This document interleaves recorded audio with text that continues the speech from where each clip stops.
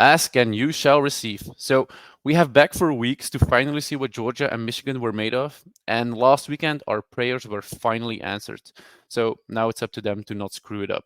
But hey, it's still college football, so anything can happen.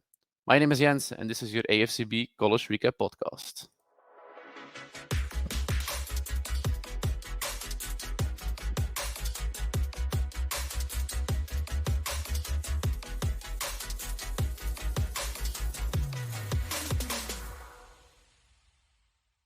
Welcome back to another episode of the College Football Recap Podcast of AFCB. My name is Jens, joined today again by Alexis. After what is, in my opinion, a very loaded weekend, we had so much to see on TV, and then even before the weekend started, we had bombshells dropping in the news. We cannot start a college football recap podcast without first talking about Jim Harbaugh and what's unfolding at Michigan. What the fuck's happening over there? Yeah, well, of course they cheated. It's in the rules. I know everybody can do it. Everybody probably did do it at some point in time, but they got caught. They did cheat. So they don't have to cry about it actually.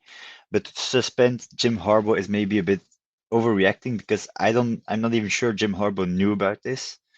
But then again, if he didn't know about this, how did they use this in a game? So suspending Jim Harbaugh for me is actually the correct punishment because how can you punish the university otherwise? I mean, okay, you can give them a fine, but that's nothing to them. So this was the only correct punishment. 3 games left in the regular season. Okay, it was just Penn State, and then Ohio State is still coming up. For me, it's a correct punishment, but it won't have an impact on their performance.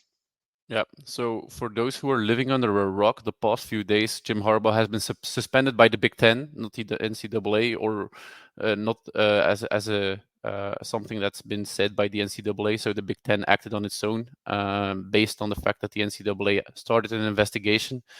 Um, they are without him until the end of the regular season, so not the playoffs. Big Ten has no influence on that, so they will still face Ohio State without him. Mm, Will that have an impact on that game? I don't think so. I mean, Ohio State is just Penn State with Marvin Harrison Jr. to me. So they handled Penn State pretty well. We'll talk about that later. They can handle Ohio State too. Yeah. One dismissal we still have to talk about as well is the firing of Jimbo Fisher. Finally, after so many rumors that have been going around for the beginning of the season, off season as well, he has been let go by Texas A&M. Actually fired. They still owe the man $77 million, Yeah, which it's is, in my crazy. opinion, the best payday you could have for absolutely doing nothing. But it's been something that's been. It's not coming as a surprise. No, but the timing is a bit weird though, because they just won 51-10, I think, to Mississippi State. If they wanted to fire him, just fire him before the game. They lost to Ole Miss the week before. They could fire him then. But okay, I get it. The results weren't coming. He's been there since since the 2018 season. But yeah, it was coming still. He had a lot of freshmen last year with a lot of injuries. This year they started performing a bit better. I would love to have liked to see it next year, but I get it. He wasn't performing. He has to go out, and his play calling was awful actually. So I get it. Yeah, no surprises there. The last dismissal that is or that was announced over past weekend was the offensive coordinator of Penn State, Mike Yurcich, who's been let go as well by the team, and doesn't really come as a surprise as well. Especially he's been let go after the Michigan game, quite horrible on offense. Defensively, it's kind of okay, but I mean, this offense of Penn State wasn't able to make a fist in both against both Ohio State and Michigan. Yeah, indeed. And maybe I overreacted a bit at the moment and saying it was James Franklin's fault.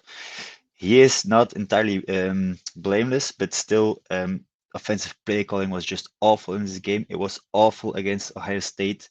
Okay, against Maryland, you put up 50 points and against other opponents, but even against Illinois, it was very bad. And it's just not, you have such an elite defense. If your offense isn't up to par, that's just, yeah, that's just a pity. And he had to, it was either him or or I'm sorry, Franklin had to go. Yeah, I think you would rather than let go of your offensive coordinator and It's keep a bit James cheaper. Franklin at home. It's probably a bit cheaper as well. But it comes to no surprise that it's coming after Michigan because season is gone for Penn State now. They've lost two against their biggest rivals in the Big Ten or in the East even. So no more Again, postseason run for them possible. I don't see a difference in firing him now and at the end of the season. Um, but no, Michigan then, just the difference that they can just start looking. They could always do that, but the team knows it now, and that's maybe good. Yeah, Michigan. I think they were. It was their first real test of the season, and they did fine on defense. They did very well on defense, actually. Um, the offense was maybe what we would expect from them against a very good defense. Okay, it was the second ranked defense in the league, so it's normal they didn't just go all out. But JJ McCarthy just threw 8 passes, completed 7. That's nice, but still only threw 8 passes because the pass rush was just killing them. And that, to me, it's a bit what JJ McCarthy lacks to be a very good quarterback in the playoffs. Penn State just show that here. They can just run if McCarthy is rushed. in my opinion, this Michigan team showed why it's one of the favorites to win an Natty. I mean, it's impossible to deny that now because the win against Penn State, great win. Um, we actually thought that Penn State was this great rushing defense. Well, they kind of maybe exposed them because they found a formula, the winning formula during the game. Just run the damn ball, and they had to punt a few times, but they chewed the clock. And you take into account that they're without their head coach, so they're probably going the safer route and running the ball with Donovan Edwards, who apparently had one of his best games this season, and Blake Corum as well. If you saw his nose afterwards, it was kind of bleeding. So physical game.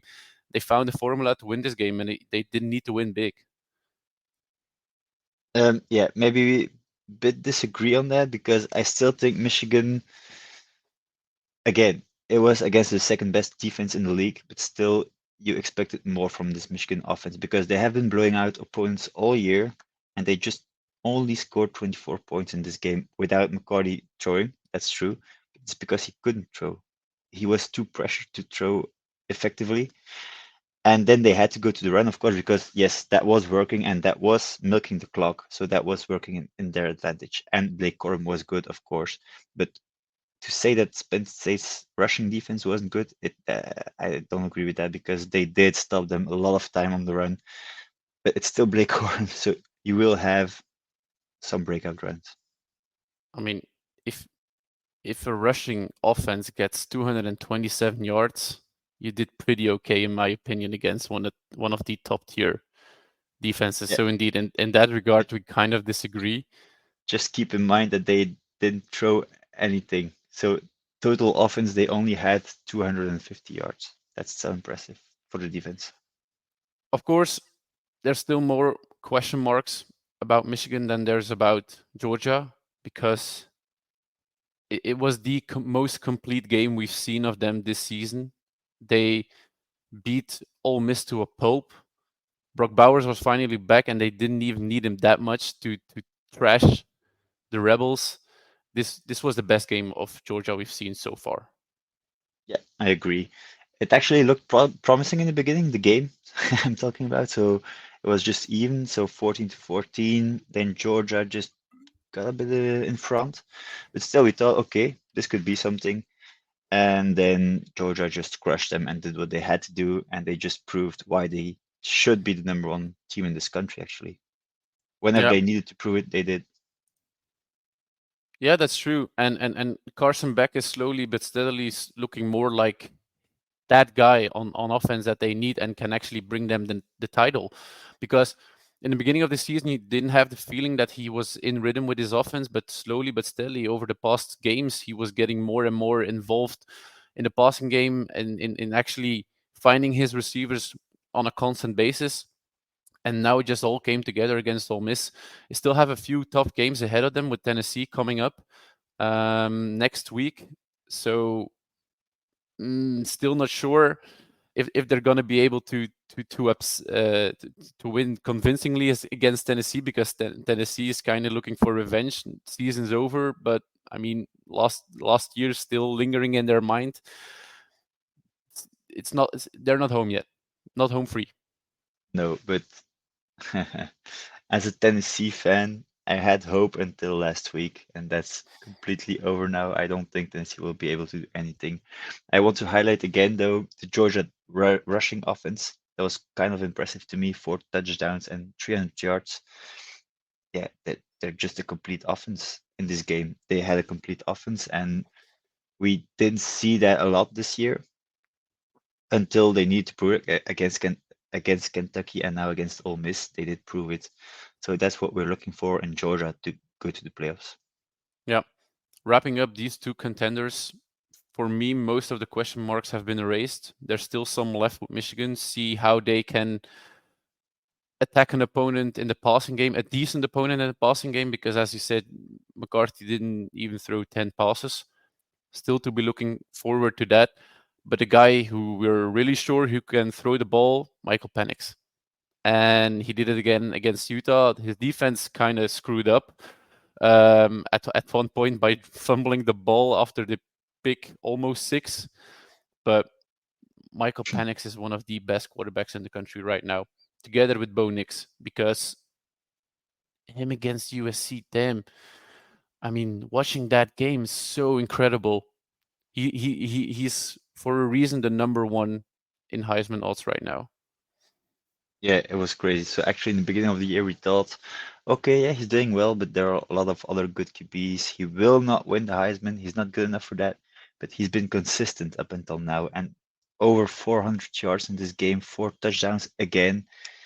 Yeah, his stats are phenomenal, actually. He has more touchdowns than Michael Penix, one more, actually, but less interceptions. He has 4 interceptions, no, 2 interceptions, I'm sorry.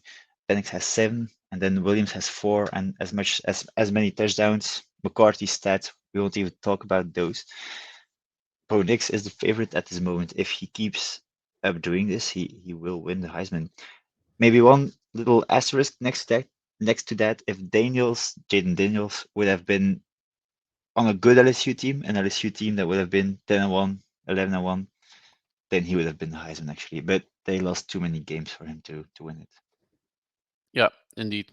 Um, two best QBs in the country are in the Pac-12 right now, and it's actually a pity that we're kind of already sure that there will be only one Pac-12 team in the playoffs, because there's going to be one SEC, one Big Ten, one Pac-12, and then whoever screws up the least, which will be either Texas or FSU, depending who's doing worse in the coming weeks. But it's a pity we don't get to see Washington and Oregon in the postseason. I mean, it's 75% sure they're not both in the postseason. Yeah, probably. If something crazy happens, maybe.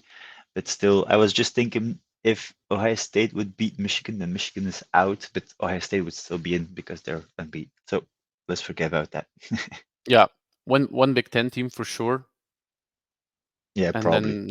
then we'll have to fill up the rest with one team from each conference. There's not going to be two teams from the same conference in the playoffs.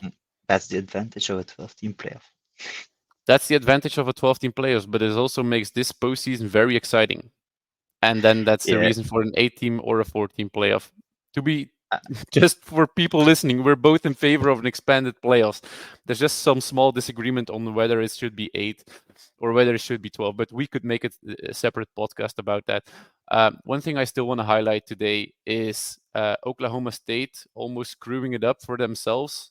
I mean, they're still in the Big 12 championship race, but what the fuck did they do against UCF? yeah, I did actually not see that coming at all. I mean, I heard some rumors, not rumors, but just predictions that UCF might win close, but this was just, yeah, I mean, what the fuck? What happened here? They they 45 to just 3. they just won against Oklahoma in Bedlam, and maybe they were a bit hungover, like you said in the tweet. Maybe because they were just thinking, okay, we're on top of the world. Let's just go into that game, just win it. That wasn't easy apparently, and they should have thought about that because okay, they're still in the Big 12 championship game, but now they really can afford to lose another one. I don't know what their schedule looks like, but For Oklahoma this State. is, yeah, for Oklahoma State, but this was a game that they should have won actually. Yeah, Okay, I it's see it's at still. Houston and BYU, but yeah, I actually put Houston at the same level as UCF, so I don't know. We were talking behind the scenes before the previous podcast about what could happen still in Big 12, and I think we kind of concluded the conversation that they can still screw themselves, and that's kind of what's happening now. So I'm very looking forward to the next 2 weeks because it will be very interesting to see. All right, I Well, think we're at the end of this podcast. We're trying to keep it short these last few weeks. For the people who have not yet listened to the Max Chadwick PFF podcast, that's still online. So go ahead and have a listen to that one. It's a great episode. Max Chadwick, the college football analyst for PFF, joined us for an interview. So 3/4 of an hour, we're talking with him about everything college football. So go ahead and check that one out. Also, make sure you follow this podcast feeds, follow us on Twitter, follow us on Facebook. The handles are down below on the screens for the people who are watching on YouTube.